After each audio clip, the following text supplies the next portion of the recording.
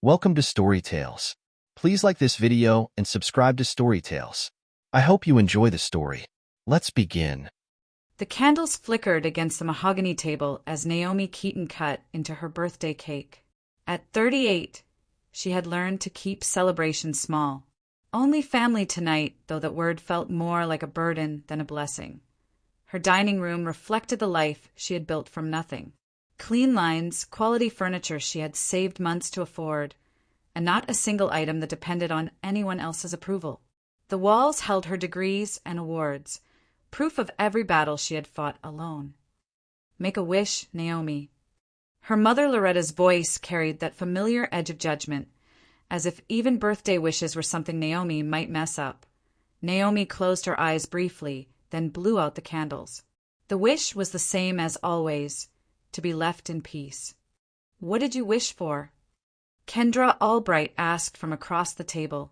At 21, her niece wore designer clothes that cost more than most people's rent. The credit card that funded those purchases sat heavy in Naomi's wallet, a cosign trap she had fallen into 3 years ago. Wishes don't come true if you tell them, Naomi said, serving slices of cake. Marla, Naomi's sister, laughed too loudly. Oh, come on. We're family. Tell us. Family. The word tasted bitter. Naomi had raised herself while Loretta poured all her attention into Marla. She had worked 3 jobs through college while Marla got her tuition paid. She had co-signed the credit card when Marla begged, claiming Kendra needed opportunities. Now Kendra lived like a princess, while Naomi watched her own bank account drain to fund someone else's lifestyle. I wished for a quiet evening, Naomi said, taking a small bite of cake. Kendra rolled her eyes. How boring. I wish for excitement, adventures, new clothes. She gestured at her outfit.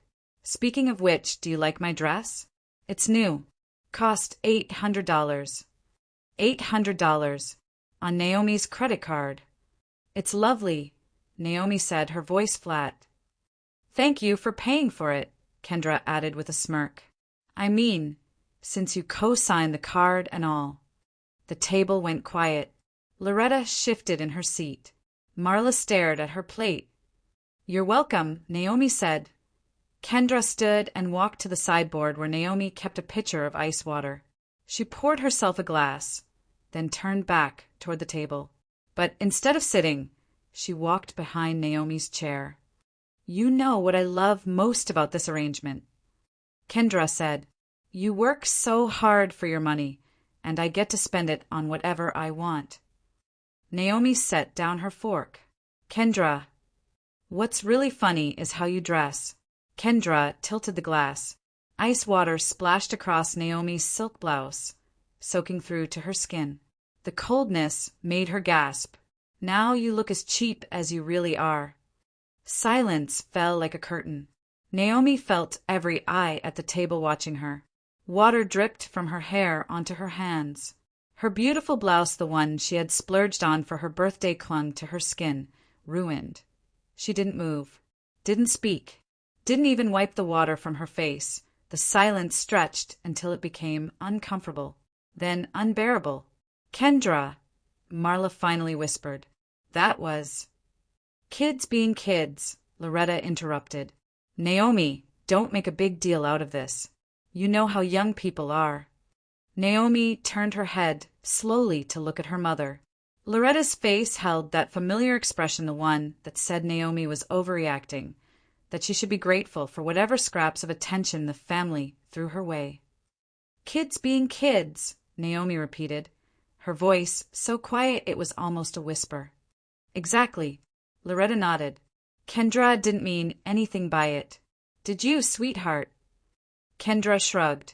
I meant what I said. She does look cheap. More silence.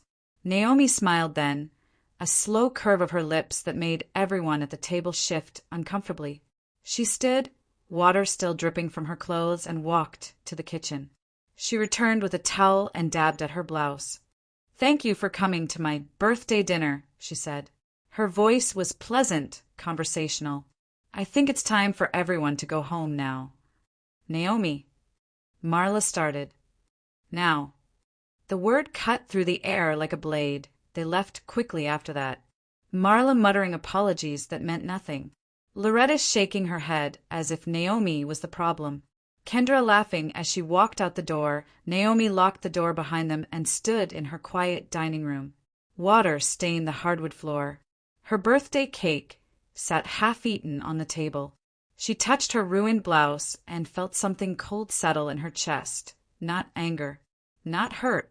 Something much more dangerous. Clarity. Naomi stood in her shower, letting hot water wash away the smell of humiliation. The silk blouse lay in the trash, $200 thrown away because a spoiled child wanted to make a point. She thought about the credit card in her wallet. The one she had co-signed when Marla came, crying about Kendra's college expenses. The one that now carried a balance of $43,000 in charges Naomi had never made. Designer clothes. Expensive dinners. A car payment for a BMW that sat in Kendra's driveway, all on Naomi's credit. All her responsibility if payments stopped. Growing up, Naomi had watched Loretta fuss over Marla like she was made of glass. Every scraped knee got kisses and attention. Every bad grade got excuses and tutoring. Every teenage crisis got solutions and support. Meanwhile, Naomi learned to patch her own clothes, make her own meals, and solve her own problems. When she wanted something, she worked for it. When she needed help, she figured it out alone. Marla's just more sensitive, Loretta always said. You're stronger, Naomi. You can handle things. Stronger. The word had followed her through childhood like a curse. Strong enough to be ignored. Strong enough to be overlooked. Strong enough to pay for everyone else's mistakes. Her phone buzzed. A text from her friend Tessa. How was the birthday dinner? Did your family behave themselves? Naomi stared at the message for a long moment, then typed back. They were themselves. The phone rang immediately. Tessa's voice came through sharp and worried. What happened? Kendra threw water on me. Called me cheap. My mother took her side. That little brat did what? Tessa's voice rose. Please tell me you threw her out on her ass. I asked them to leave. Asked? Naomi, you should have. I handled it. Did you really? Because handling it would involve consequences. Real ones. Not just asking nicely for people to stop treating you like garbage. Naomi sat on her bed and looked out the window. Across town, Kendra was probably posting on social media about the drama at dinner, making herself the victim, playing for sympathy. They think I'm weak, Naomi said. Are you? The question hung in the air.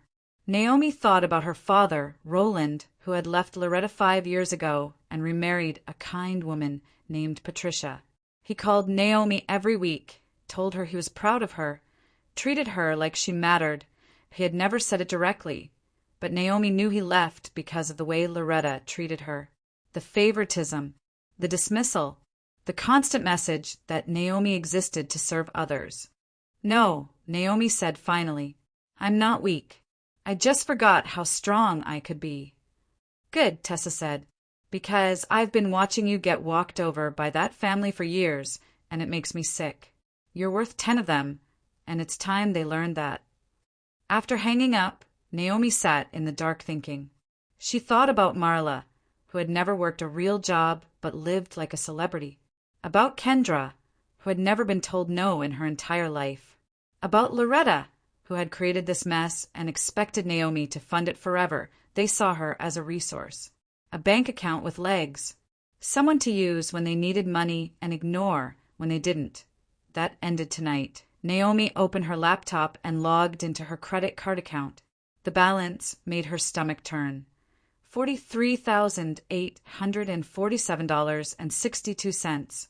Most of it from the last 6 months. Kendra's spending had accelerated recently, as if she wanted to see how much she could get away with. The payment was due in 3 days. As the co-signer, Naomi was responsible for every penny. She clicked through to account management and found the option she needed. Her finger hovered over the mouse for exactly 10 seconds. Then she clicked cancel card. A confirmation box appeared. Are you sure you want to cancel this account? This action cannot be undone. Naomi clicked yes. The screen refreshed. Account successfully canceled. All authorized users will be notified. She closed the laptop and got ready for bed. Tomorrow would be interesting. Naomi's phone started ringing at 7:50 am. She let it go to voicemail while she made coffee and checked her email. The message was from Marla, her voice high and panicked. Naomi, call me back right now. Something's wrong with Kendra's car. It's gone. Someone took it. This is crazy. Call me. The phone rang again immediately. This time Naomi answered. My car's gone. Kendra's voice screeched through the speaker. Someone stole it. I'm calling the police. Good morning to you too, Naomi said, stirring sugar into her coffee. This isn't funny. My BMW is missing. It was in the driveway last night and now it's gone. Did you make the payment this month? Silence. Then what? The car payment. Did you make it? That's what the credit card is for. It comes out automatically. Interesting. Naomi took a sip of coffee. What happens when the credit card gets canceled? More silence. Longer this time. What do you mean canceled? Kendra's voice dropped to a whisper. I canceled it last night. Around midnight. You can't do that. I can. I'm the primary account holder. You're just an authorized user. But my car payment, my rent, not my problem anymore. Kendra started crying. You can't do this to me. I need that car. I have work. I have plans. You should have thought about that before you threw water on me. That was just. I was just showing me how cheap I am? Just proving that you could humiliate me in my own home? Just demonstrating that I exist to fund your lifestyle while you treat me like trash? Kendra sobbed louder. Please, Aunt Naomi. I'm sorry. I'll apologize. I'll do whatever you want. What I want is for you to learn what it feels like to be emptied out. Naomi's voice stayed calm and pleasant. Your car got repossessed because the payment bounced. That's what happens when you depend on other people's money. Repossessed? But I need it. Then you should have treated me better. She hung up. The phone rang again 30 seconds later. This time it was Marla. What did you do? Marla demanded. I canceled a credit card that was bleeding me dry. That card pays for everything. Kendra's car, her rent, her food, her $800 dresses that she uses to mock me, her designer handbags, her expensive dinners while I eat soup at home because I can't afford groceries. You make good money. I made good money. Past tense. Before I started funding your daughter's fantasy life. Marla's voice cracked. She's just a kid, Naomi. She doesn't understand. She's 21. Old enough to throw drinks on people. Old enough to face consequences. Fix this. Right now. Call the credit card company and... No. I said no. The card stays canceled. Find another way to pay for her lifestyle. With what money? I don't have. Not my problem. Naomi hung up again. She finished her coffee in peace and got ready for work. As she backed out of her driveway, she thought about Kendra discovering her car was gone. The panic, the tears, the desperate phone calls. It felt good. BY lunch. She had 14 missed calls and 23 text messages. She deleted them all without reading them. 3 p.m. Tessa called. I heard through the grapevine that your niece's car got repossessed, she said. Please tell me you had something to do with that. I canceled the credit card that was paying for it. Naomi Keaton, you beautiful, ruthless woman. How do you feel? Naomi considered the question. How did she feel? The knot of resentment that had lived in her chest for years felt looser. The constant anxiety about money had eased. The voice in her head that whispered She was weak, had gone quiet. I feel like myself again, she said.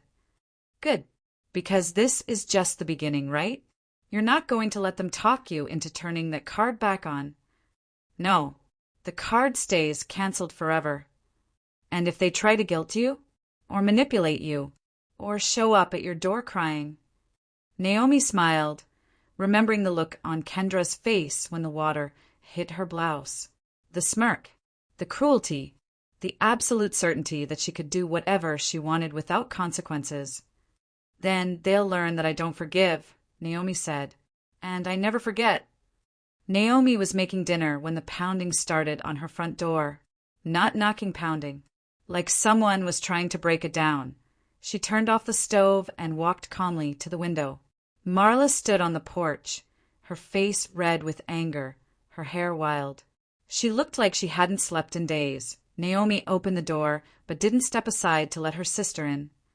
You have to fix this, Marla said without preamble. Right now. Today. Good evening to you too, Marla. Don't give me that calm act. You know why I'm here. Marla pushed past Naomi into the house. Kendra's car is gone. The credit card is canceled. Her rent check bounced. She can't buy groceries. She can't put gas in. Oh wait, she doesn't have a car anymore.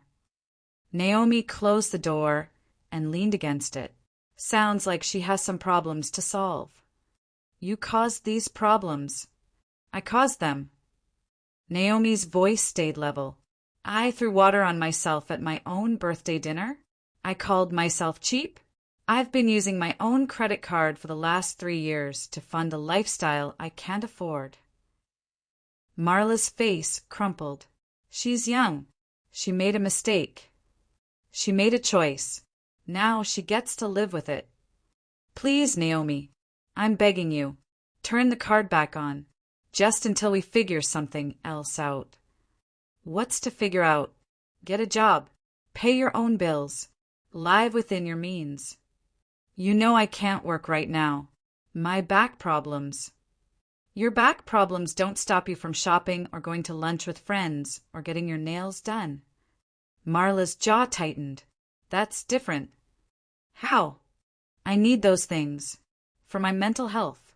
The stress of raising Kendra alone, dealing with my divorce, trying to make ends meet. Make ends meet. Naomi laughed, a harsh sound. You haven't tried to make ends meet in years. I've been making them meet while you and Kendra spend money like it grows on trees. That's not fair. What's not fair is working 60 hours a week and eating ramen noodles for dinner so your daughter can buy $800 dresses to throw drinks on me. Marla stared at her. She didn't mean. Yes, she did. She meant every word. You raised a daughter who thinks she's better than everyone else, who believes she deserves whatever she wants without earning it, and who treats people like garbage when they don't bow down to her. That's not true. She threw water on me and called me cheap. In my own home, at my birthday dinner, and when I looked to you, her mother, for support, you took her side. Marla's voice dropped to a whisper.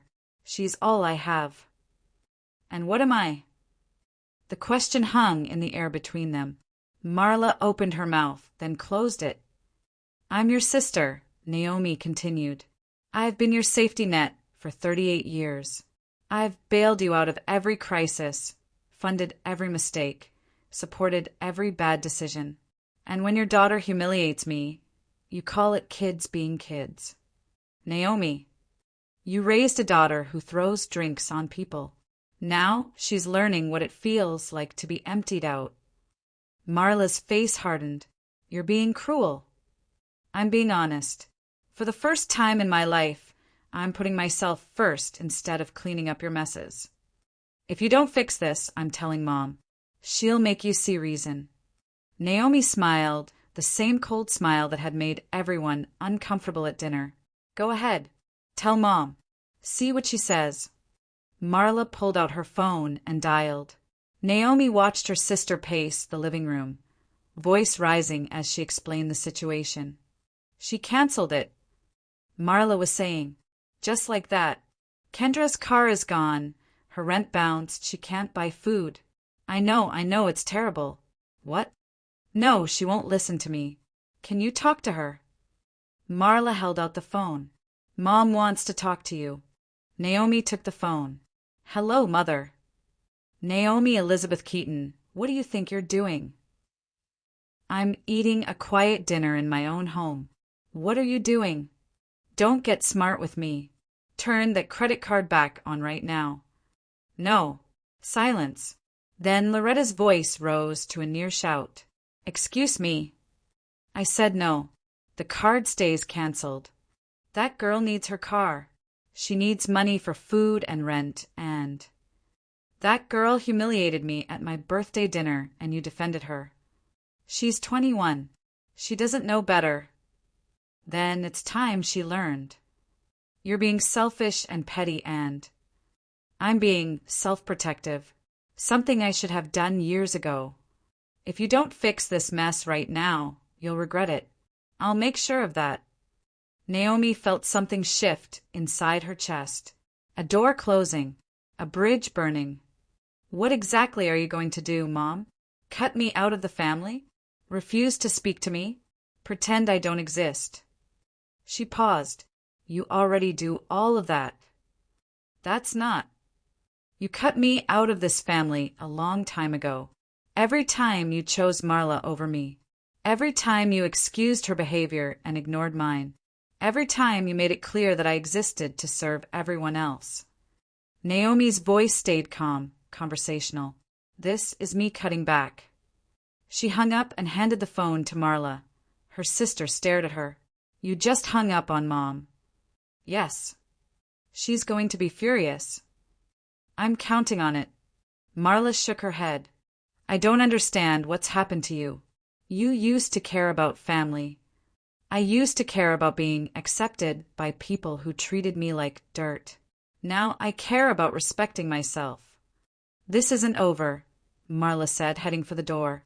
We'll figure out another way. And when we do, don't come crawling back asking for forgiveness. I won't, Naomi said simply. After Marla left, Naomi finished making dinner.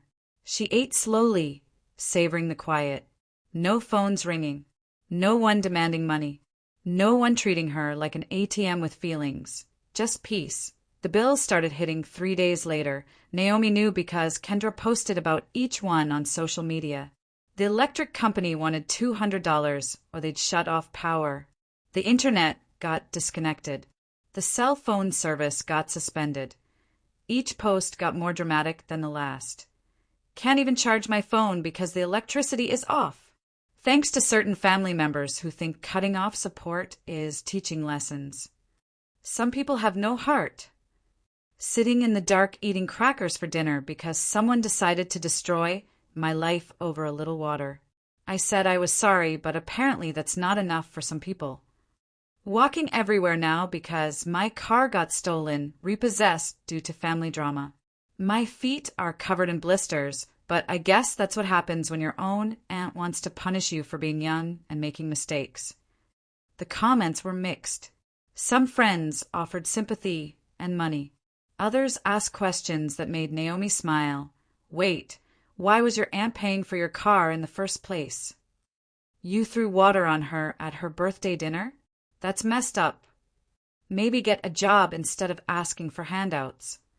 Screenshots of Kendra's cruelest posts started circulating.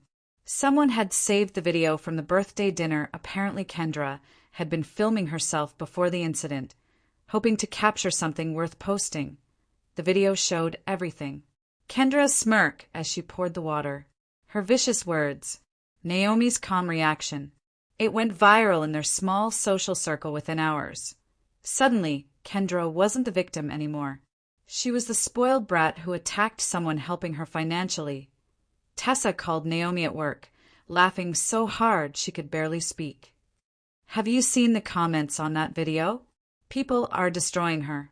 Someone posted her Venmo asking for money and people are sending her 1 cent with notes like, buy some class and this is more than you deserve. I haven't looked at social media, Naomi lied. She had been checking obsessively. The best part is her friends are starting to distance themselves.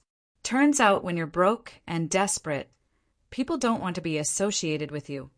That evening, Naomi decided to accelerate the process. She called Marla's landlord, a man named Dave who owned several properties in town. "Hi, Dave. This is Naomi Keaton. I think we met at the bank a few years ago." "Oh, sure. Naomi, you co-signed some papers for your sister, right?" "That's right. I'm calling about Marla's situation. I wanted you to know that I'm no longer providing financial support for her family." Silence. Then, is she going to have trouble making rent? Her daughter's car just got repossessed. The credit card that was paying most of their bills has been canceled. I'd say yes, she's going to have trouble. I appreciate the heads up. I hate when tenants spring that kind of thing on me at the last minute. Of course, I thought you should know. Within 2 days, Dave had called Marla to check in about her financial situation. Word spread quickly in their small community. The grocery store started asking for payment up front. The beauty salon wanted cash only. The dry cleaner held on to clothes until bills were paid. Marla called Naomi screaming. "What did you tell Dave?" "The truth, that I'm not paying your bills anymore. He's threatening to evict us." "Then pay your rent." "With what money?" "Get a job." "I can't work with my back." "Then maybe you shouldn't have raised a daughter who bites the hand that feeds her." Naomi hung up and blocked Marla's number. The community gossip network was more effective than Naomi had expected. Within a week, everyone knew that Marla and Kendra were struggling financially, that their lifestyle had been funded by someone else, that they had treated their benefactor badly enough to get cut off completely. The invitations dried up. The social circle shrank. The support system they had taken for granted disappeared. Meanwhile, Naomi got calls from old friends she hadn't heard from in months. People who had watched her get taken advantage of for years and were thrilled to see her fighting back. "I always wondered how your sister afforded that lifestyle," one friend said. "Now I know it was you. Good for you for cutting them off." "Your niece had it coming," said another. "The way she talked to you at that dinner was disgusting." Support came from unexpected places. Even people who didn't know Naomi personally had seen the video and sided with her. For the first time in years, she felt like people saw her as a person worth defending. The ambush happened on a Thursday evening. Naomi came home from work to find 3 cars in her driveway. She recognized them all: Loretta's sedan, Marla's borrowed Honda, and a pickup truck belonging to her cousin James. They were waiting in her living room. Somehow they had gotten inside, probably using the spare key Naomi had given to Marla years ago for emergencies. 5 people sat in her furniture, like a tribunal. Loretta in the center, flanked by Marla and Kendra. James and his wife Beth filled out the group, both looking uncomfortable but determined. "Sit down, Naomi," Loretta commanded. "We need to talk." "Get out of my house." "Not until you fix this mess you've created." Naomi walked to her phone and started dialing. "I'm calling the police." "Go ahead," Loretta said. "Call them. Tell them your own family came here to help you see reason. Tell them my family broke into my house and are refusing to leave." James shifted uncomfortably. "Now, Naomi, we just used the key Marla had. That's not breaking in." "Did I invite you here?" "No, but—" "Then it's breaking in." She pressed the call button. "Wait." Kendra jumped up from the couch. "Please, Aunt Naomi, just listen to us. Please." Naomi paused, finger on the cancel button. Kendra looked terrible. Her clothes were wrinkled, her hair unwashed, her eyes red from crying. This was the first time in Naomi's memory that she had seen her niece look anything less than perfect. "You have 5 minutes," Naomi said, canceling the call. "Then you leave." Loretta took charge immediately. "This has gone far enough. Your sister and niece are about to be homeless. Kendra can't get to her job without a car. They can't buy food or pay utilities. You're destroying their lives over a silly argument. A silly argument. Naomi laughed. She threw water on me and called me cheap. And she's apologized. Loretta snapped. Multiple times. Apologies don't pay for dry cleaning. They don't undo humiliation. They don't change the fact that she meant every word she said. Kendra stepped forward, tears streaming down her face. I'm sorry, Aunt Naomi. I'm so sorry. I was having a bad day and I took it out on you, and that was wrong. Please forgive me. I'll do anything to make this right. Anything. Yes, anything. Get a job. Pay your own bills. Stop living off other people's money. I have a job. I work at the boutique downtown. 20 hours a week for minimum wage. That pays for what exactly? Your designer coffee habit. Kendra's face crumpled. It's not that simple. I have expenses. Everyone has expenses. Most people figure out how to pay for them without throwing drinks on their benefactors. Marla stood up. You're being unreasonable. We're family. Family helps each other. Really? Naomi turned to face the whole group. When did this family help me? When I was working 3 jobs to pay for college while you got your tuition handed to you. When I was eating ramen noodles for months to save up for a car while you drove Dad's.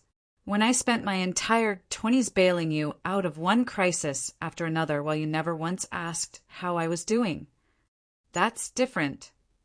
How is it different? You were stronger. You could handle things. Marla needed more support. There it was. The truth they all believed but never said out loud. I was stronger, so I deserved less. I could handle things, so you gave me more things to handle. Marla needed support, so everyone supported her. I needed support, so I learned to support myself. That's not. Loretta started. Yes, it is exactly that. Naomi's voice was getting louder, but she didn't care. For 38 years, I've been the reliable one. The one who solves problems. The one who pays for things. The one who cleans up messes. And what do I get for it? A 21-year-old throwing water on me while her mother watches and does nothing. We're here now, James said quietly, trying to fix things. You're here, trying to manipulate me into resuming my role as family ATM. There's a difference. The credit card, Loretta began, stays canceled forever. Be reasonable. I am being reasonable. For the first time in my adult life, I'm making reasonable decisions based on how people actually treat me instead of how I wish they would. Kendra sobbed louder. Please, Aunt Naomi. I learned my lesson. I swear I'll never disrespect you again. You're right. You won't. Because you'll never get the chance. What does that mean? Marla demanded. Naomi smiled, that cold smile that made everyone uncomfortable. It means I have a confession to make. About the inheritance trust. The room went dead quiet. Everyone knew about the trust money their grandmother had left to be split between Naomi, Marla, and their cousins when the last grandparent died. What about it? Loretta asked carefully. I removed myself from it. 3 years ago, right after I co-signed Kendra's credit card. I took my share early and invested it. You can't do that, James said. The terms of the trust allow for early withdrawal under certain circumstances, financial hardship being one of them. She paused for effect. Turns out co-signing for someone else's debts qualifies. Marla's face went white. How much was your share? Enough to live comfortably for the rest of my life. Enough to never need anyone's approval or support ever again. You can't be serious, Loretta whispered. Dead serious. I'm financially independent. Completely. I don't need this family for anything. The implications hit them one by one. Naomi wasn't just cutting off their credit card, she was cutting off their future security. The trust money they had been counting on was gone, at least her portion.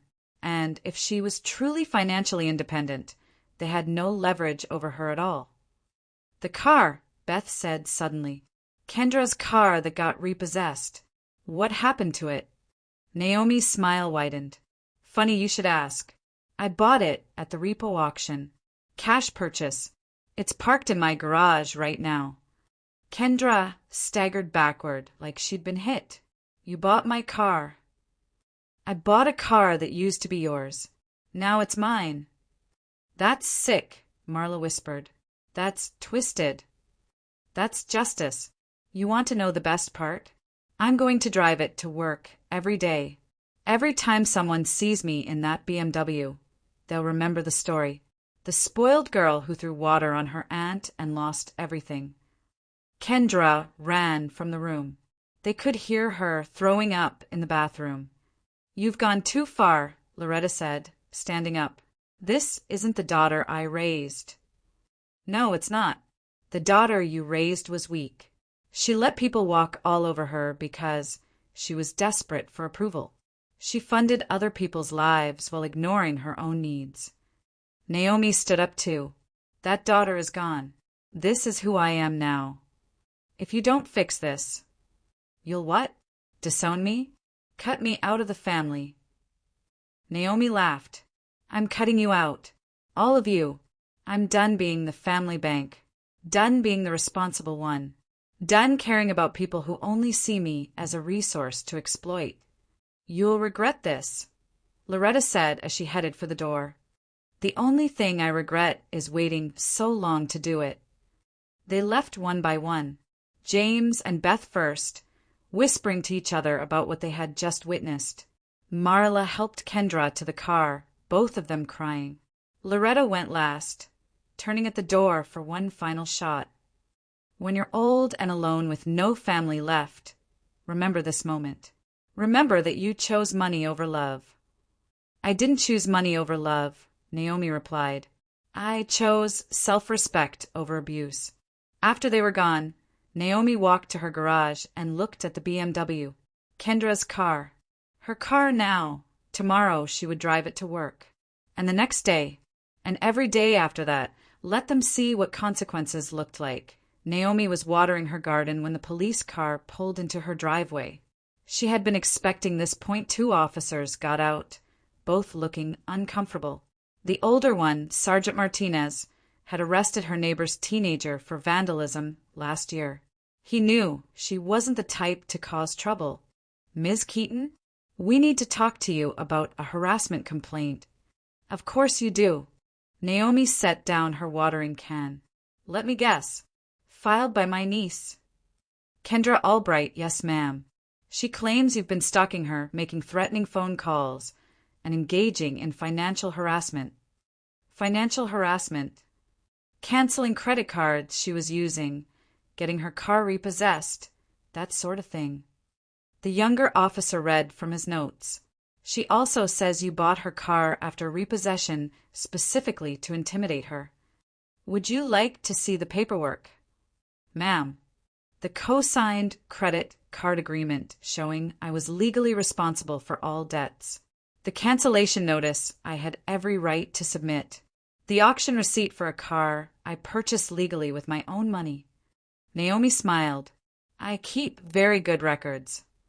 She invited them inside and spread the documents across her kitchen table. Every signature, every legal disclosure, every payment record for 3 years. She was an authorized user on my credit card, Naomi explained. When she became abusive, I exercised my legal right to cancel the account. The car loan was tied to that card. When the payment bounced, the lender repossessed the vehicle. I bought it at public auction. Sergeant Martinez studied the papers. This all looks legal. Because it is legal. What about the harassment? Phone calls, threatening messages. Naomi pulled out her phone. I blocked her number 5 days ago.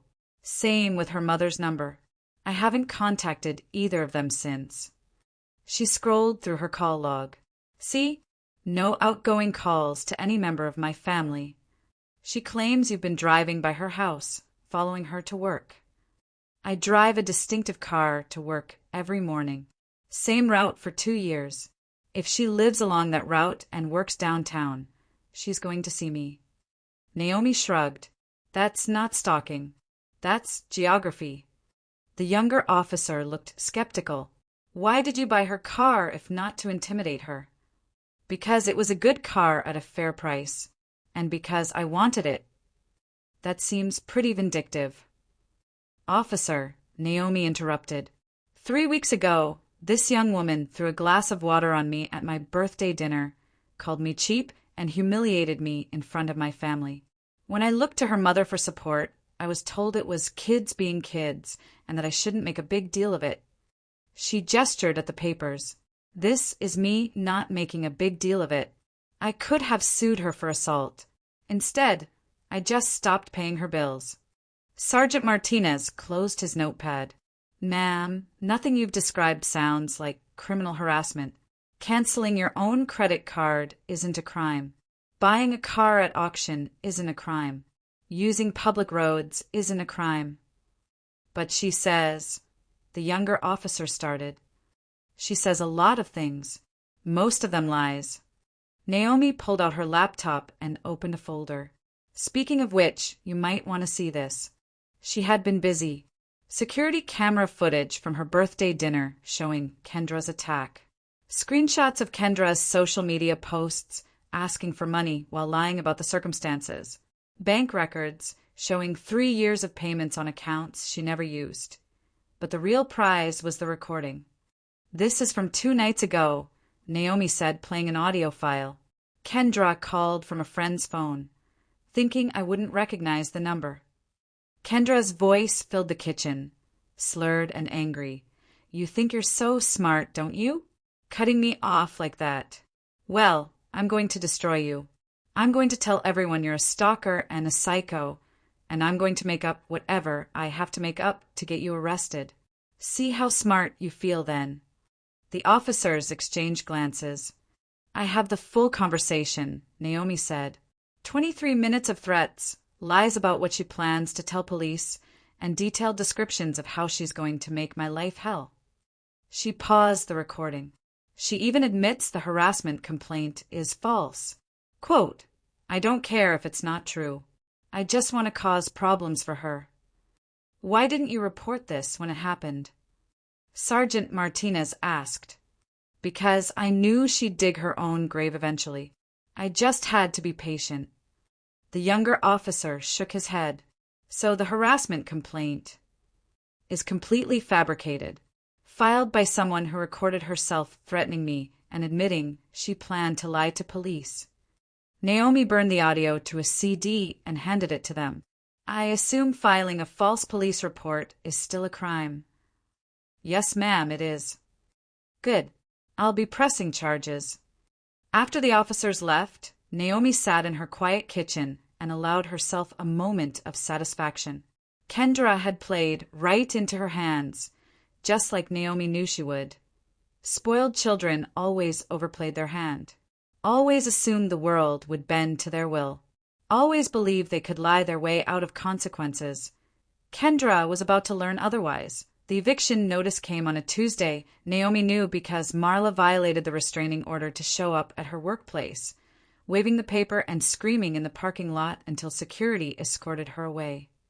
This is your fault. Marla had shrieked as they dragged her toward the exit. You did this to us. You destroyed our lives. Tessa watched from their office window, shaking her head. Your sister has completely lost it. She's desperate, Naomi said, not looking up from her computer. Desperate people do stupid things. Like violating restraining orders. Like raising daughters who file false police reports. The criminal charges against Kendra had been filed that morning. Filing a false report, making terroristic threats, attempted fraud. The recording had made it an open and shut case that Kendra's arrest had been very public. She worked at an upscale boutique downtown where everyone knew everyone's business. When police walked in during the lunch rush to arrest her, half the town saw it happen. The story spread like wildfire. The spoiled girl who attacked her aunt lost her car and credit cards. then tried to frame her benefactor for stalking. The recorded confession made her sound unhinged and vindictive. Public opinion, which had been split, swung hard against her. Even people who had initially felt sorry for the poor girl who lost her car now saw her as manipulative and dangerous. The boutique fired her immediately. No one else would hire her. Her friends stopped taking her calls. Meanwhile, Marla faced her own collapse. The eviction was just the beginning. Without Naomi's financial support, the house of cards she had built came tumbling down. Credit cards maxed out and defaulted. Utility bills unpaid. Phone service disconnected. Car payments missed until the vehicle got repossessed too. She had tried everything to get money. Borrowed from friends until they stopped answering her calls. Sold jewelry and furniture. Applied for every credit card she could find. Nothing worked. 3 years of living beyond her means had created debts that couldn't be managed without Naomi's income. The final blow came from an unexpected source. Roland, Naomi's father, had stayed out of the family drama, but Marla's behavior at Naomi's workplace had been the last straw. He called a meeting at Loretta's house and demanded the whole family attend. Naomi almost didn't go. She had no desire to see any of them again, but curiosity won out. She wanted to see what Roland had to say. The scene at Loretta's house was pathetic. Marla and Kendra huddled together on the couch like refugees. Loretta sat rigid in her chair, anger radiating from every line of her body. Roland stood in the center of the room like a judge preparing to deliver a verdict. "I've kept quiet about this family's dysfunction for too long," he began. "But what happened at Naomi's workplace yesterday was the final straw. She deserved it." Loretta started. "Shut up." Roland's voice cut through the room like a blade. "For once in your life, just shut up and listen." Shocked silence. No one had ever heard Roland speak to Loretta that way. "Naomi is the best person in this family. She's honest, hardworking, generous to a fault, and stronger than all of us combined. And what did you do with that gift? You used her. You abused her. You treated her like a bank account that could be withdrawn from whenever you needed money. She's our daughter." "No, she's not. Not to you." Roland pointed at Loretta. "You have one daughter, the one you spoiled and coddled and enabled until she became a 42-year-old child who can't function without someone else paying her bills." He turned to Marla. "And you raised a granddaughter who thinks throwing drinks on people is acceptable behavior, who lies to police when she doesn't get her way, who treats family like servants." Marla started crying. "I did my best." "Your best was pathetic. You raised a criminal." "That's not fair." Kendra jumped up from the couch. "I made mistakes, but I'm not a criminal. You filed a false police report. You threatened your aunt on recorded phone calls. You're facing felony charges." Roland's voice stayed deadly calm. "That makes you a criminal." "I was desperate." "You were spoiled. There's a difference." Loretta found her voice. "This is all Naomi's fault. She created this situation by cutting off support." "Naomi created this situation." Roland laughed harshly. "Naomi supported your daughter's family for 3 years. She co-signed loans, paid bills, funded a lifestyle none of you could afford. And when your granddaughter humiliated her at her own birthday dinner, what did you do? Silence. You took the side of the person who attacked her. You called it kids being kids. You made it clear that Naomi's feelings and dignity meant nothing to you." "We're family." "No, we're not. Not anymore." Roland looked around the room. "A family protects each other. A family stands up for each other. A family doesn't drain one person dry while making excuses for bad behavior." He walked to where Naomi sat quietly in the corner. "You did the right thing," he told her. "I should have said that weeks ago, but I wanted to stay out of it. That was wrong. You deserve support, and I failed to give it to you. Dad, I'm proud of you for standing up for yourself, for refusing to be a doormat anymore, for showing them what consequences look like. He looked back at the others. They had 38 years to treat you with basic respect. They chose not to. Now they get to live with the results. He headed for the door, then turned back one final time. Naomi doesn't owe any of you anything. Not money, not forgiveness, not another chance. She gave you thousands of chances, and you wasted every one. His voice dropped to a whisper. Stay away from her.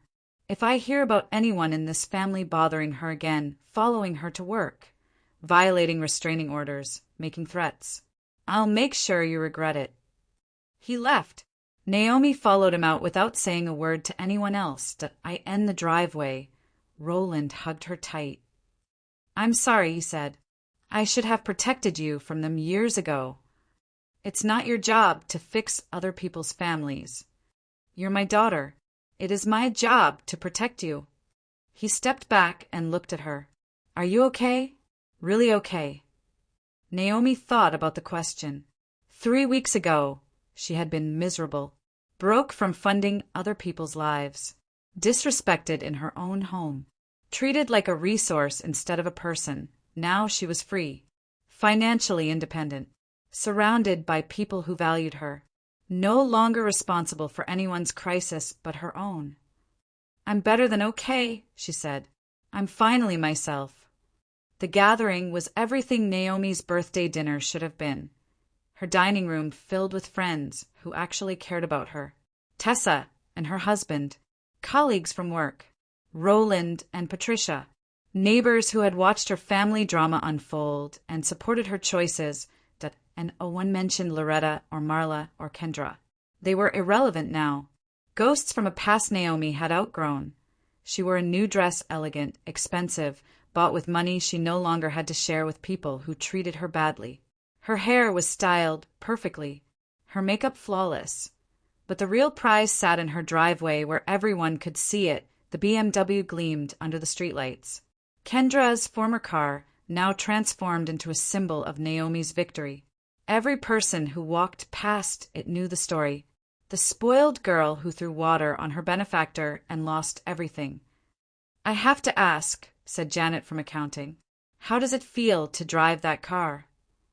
Like justice, Naomi replied, cutting into her cake. Sweet, perfect justice. Everyone laughed. They understood. They had all watched people take advantage of good-hearted friends and family. They had all wished they could see consequences delivered so completely. What happened to your niece? Asked Tom from next door. I heard she got arrested. Plea bargain, Tessa answered. 6 months probation, community service, and a permanent record. Plus she has to pay court costs and restitution. Restitution for what? The cost of the police investigation into her false harassment complaint. Turns out filing fake reports wastes taxpayer money. Naomi took a sip of wine. Who knew? More laughter. The conversation moved on to other topics, but Naomi found herself thinking about consequences, how they rippled outward in ways people never expected. Kendra would carry that conviction forever. Every job application, every background check, every attempt to rebuild her reputation would be shadowed by her criminal record. The girl who had never faced a real consequence in her life now faced one she could never escape. Marla was living in a studio apartment across town, working at a call center for minimum wage. Her lifestyle had been stripped down to bare necessities. No more designer clothes, expensive dinners, or social pretensions. Just the reality of living within her actual means. Loretta had tried to rebuild bridges with Roland, but he wasn't interested. His new wife was kind and supportive, everything Loretta had never been. He was happier without the constant family drama. The three of them had learned what it felt like to be emptied out, to have their comfortable world stripped away, to face consequences they had never imagined possible. Meanwhile, Naomi thrived. Her investments had grown significantly. Her house was paid off. Her career flourished without the constant financial stress of supporting other people. She had friends who respected her, a father who was proud of her, a life that belonged entirely to her, As the evening wound down and guests began to leave, Tessa lingered behind to help clean up. "Any regrets?" she asked as they loaded the dishwasher. Naomi considered the question seriously. 3 months ago, she had been part of a family. Dysfunctional and abusive, but still a family. Now she was alone, at least in terms of blood relatives. Did she miss them? Miss the feeling of being needed, even if it was only for money. "None," she said finally. "Not a single one." Even if they came crawling back? Apologized sincerely? Promised to change? They had 38 years to change. They chose not to every single day. Naomi dried a wine glass and set it in the cabinet. "I don't forgive, and I never forget." After Tessa left, Naomi walked out to the driveway and sat in the BMW. The leather seats still smelled faintly of Kendra's expensive perfume.